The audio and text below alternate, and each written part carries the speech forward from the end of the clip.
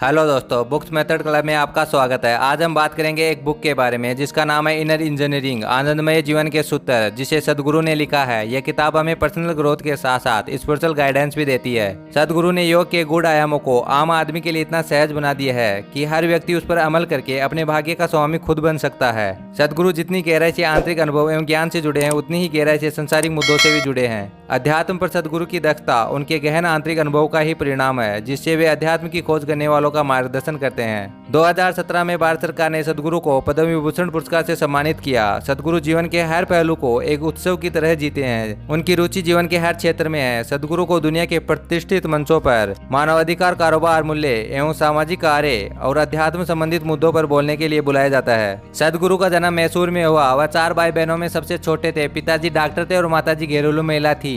सदगुरु बचपन में स्कूल जाना पसंद नहीं करते थे, क्योंकि उनके लिए कक्षा में बैठना असंभव था। उनको लगता था कि अध्यापक जो सिखाते थे उनका उनकी जिंदगी में कोई मतलब नहीं था। सदगुरु जब 4 साल के थे तो घर की आया उन्हें स्कूल छोड़ने जाती थी। वो उन्हें गेट तक छोड़ती और चली जाती, लेकिन सदगुरु स्कूल के गेट के पास से वाली घाटी की तरफ भाग निकलते, जहाँ जीवन अनगिनत अनूठे रूप में फल फूल रहा था। सदगुरु जंगल में इधर उधर घूमते, सांप मछलियां पकड़ने और पहाड़ों और पेड़ों पर चढ़ने में अपना वक्त ज्यादा बिताना पसंद करते थे। वह लंच बॉक्स और पानी की बोतल के साथ अक्सर पेड़ की सबसे ऊंची डाल पर चढ़ जाया करते थे और सुबह 9 बजे से लेकर शाम तक 4:30 बजे तक स्कूल की घंटी बजने तक वहां बैठे रहते। सदगुरु कहते हैं कि बहुत बाद में जाकर मुझे एहसास हुआ कि जीवन के उस दौर में ही अनजाने में मैं ध्यान करने लगा था। मैं गौर शंकाशील था। अगर मेरे परिवार वाले मंदिर जाते तो 5 साल की उम्र में भी मेरे पास उनके लिए ढेर सारे सवाल होते थे। ईश्वर कौन है, वह कहाँ रहता है, ऐसे अनेकों सवाल होते। स्कूल में बताया गया कि धरती गोल है, तो किसी को कैसे मालूम कि ऊपर किस तरफ है। इन सवालों के जवाब कभी कोई नहीं दे सका। सदगुरु कहते हैं कि भाषा इंसान की रची साजिश से अधिक कुछ नहीं है। अगर कोई बोलता तो मुझे लगता कि वह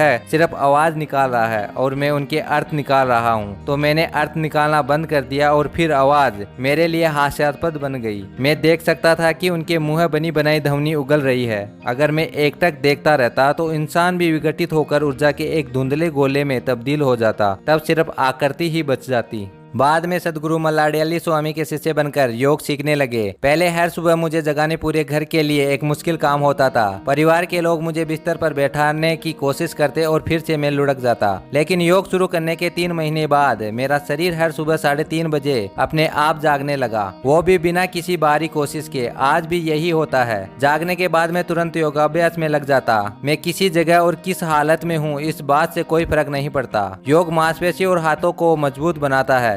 यह शारीरिक और मानसिक तौर पर मुझे बाकी लोगों से अलग करता था। विश्वविद्यालय की पढ़ाई पूरी होने तक सदगुरु सारे देश में घूम चुके थे। शुरू में वह अपनी मोटरसाइकिल से दक्षिण भारत की यात्रा करते और बाद में वह अपनी मोटरसाइकिल से पूरे देश में घूमे। मैसूर शहर में एक चलन है, अगर आपके पास करने के लिए कुछ है तो चामुंडी पहाड़ी पर जाइए, अगर करने के लिए कुछ भी नहीं है तो भी चामुंडी पहाड़ी पर जाइए।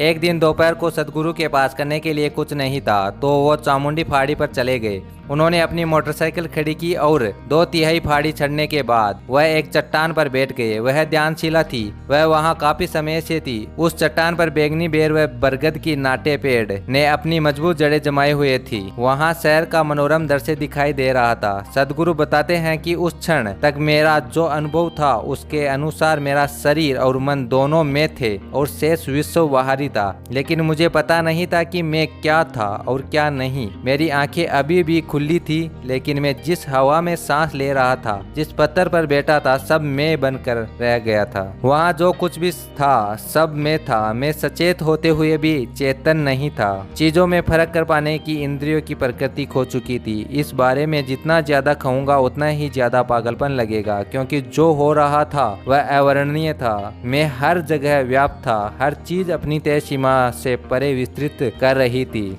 हर चीज विस्तृत होकर दूसरी चीजों के बीच समा रही थी। जब मुझे होश आया तो ऐसा लगा कि महज 10 मिनट गुजरे हैं, लेकिन मेरी घड़ी की सुई बता रही थी कि शाम के 7:30 बज चुके थे, यानी 4.5 घंटे बीत चुके थे। मेरी आंखें खुली, सूरज ढल चुका था और अंधेरा हो गया था। मैं पूरी तरह से सतर्क था, लेकिन उस पल तक जिसे मैं मानता था वह पूरी तरह से गायब हो चुका था। मैं रोने धोने वालों में से नहीं हूँ। फिर भी चामुंडी पहाड़ी पर उस चट्टान पर 25 साल की उम्र में मैं इतना उन्मुख था कि मेरी आंखें आंसू से भर चुकी थी। कमीज गीली हो चुकी थी। शांत और खुश रहना मेरे लिए कोई मसला नहीं था। मैं जैसा चाहा वैसी जिंदगी बिताई। इस वीडियो में इतना ही। आशा करता हूं कि आपको यह समरी अच्छी लगी होगी। ऐसे और वीडियो के लिए हमारे चैनल को सब्सक्राइब कीजिए और वीडियो को लाइक करना ना भूलिए। मिलते हैं अगले वीडियो में।